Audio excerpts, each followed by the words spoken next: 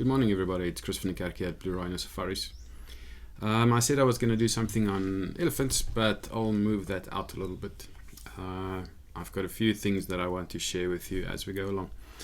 But there was something that that my wife mentioned yesterday in a chat and an email that she received, and she shared the information with me, and I thought it was very interesting.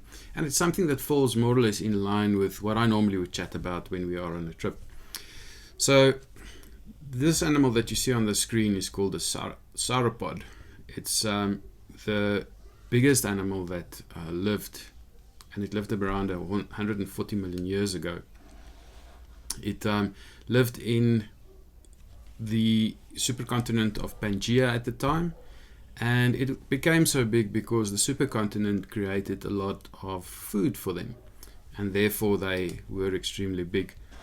There was a femur discussed of this animal in France, right around this area in the Pangaea continent. And this femur is something that is significant. So my question would be, what would a femur tell us if it could speak? Firstly, the femur is, of course, the top thigh bone of any basic animal around. And what would a femur be able to tell us if it could speak?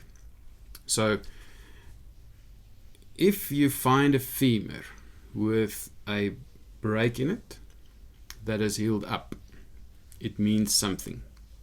What does it mean? The basic theory around this is that if you have a break in your femur, you cannot hunt, you cannot flee, and you cannot walk around. Therefore, you'll die of hunger or you'll be eaten, but you won't survive a broken femur if you are in the animal kingdom. But yet, our species are found with femurs that have healed. Now, there is an anthropologist, I think it's Dr. Margaret Mead, and she said that the first sign of a civilization in a culture is when you find a thigh bone that had been broken and had healed. What does it mean? It means that someone inside of this group, of this person or animal that broke the femur, took the time to care for this fallen person, carried them to safety, fed them for enough time for this femur to be able to heal. In the normal animal kingdom today, if you go out and you find a kudu or an elephant or something with a broken femur, that animal would not make it. So if you find a femur with a break that has healed, then you can assume that there was some of that group that would be able to do the tasks of feeding, protecting, and transporting that animal. And that is Homo sapiens, us. We did that. What it says about us is that we care.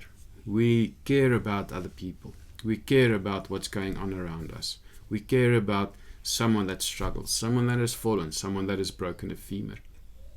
And in this time, I think it is critical that we keep displaying that. Let's not go out and panic buy everything so that there's nothing left for anybody else. That's part of survival, and it's an instinct that we have, but it's something that we should resist, because another instinct that we have is to care. And the reason I'm making this video is because we have to now think a little bit ahead. Our government is doing a good job in protecting us at this point in time with the lockdown. Botswana has just gotten into a 28-day lockdown. So around the world, it's been proven that it works. So this lockdown thing is really working. But what we need to think of is that we're moving into our winter. And we are going to have our fellow South Africans that are poor and needy, that is somewhere that don't have food, don't have warm clothes. So the normal drives that you would have in winter with the trolley drives and the blanket drives is still going to have to happen, but inside this whole corona breakout. So we have to start thinking about that, and seeing that we have a lockdown at the moment and everybody is at home fiddling around.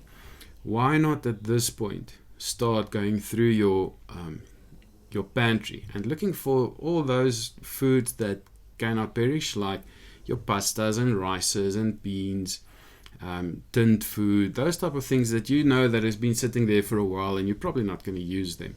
Doesn't matter what it is. If it's nutritional, then someone is going to be able to use it.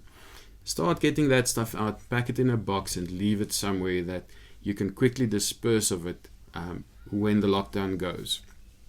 Same goes for your bedding and for your cupboards. Go through the cupboards. If there's clothes and things that you don't need anymore or that you don't think is going to be necessary for you in the years to come, then get them aside, get them in a box and put them in a place where if the lockdown stops, you are in a position to send it to a place that can distribute it. Imagine we sit in the middle of winter and we have people dying of hunger and cold because they don't have food, they don't have money, and we are sitting with all this hoarded stuff in our houses. So that would be my suggestion for going forward. We are a society that cares, and that's one thing we can do, is get rid of all the stuff that we think someone else can use, not your rubbish, the stuff that someone else can use that will give them a better chance to get through this winter.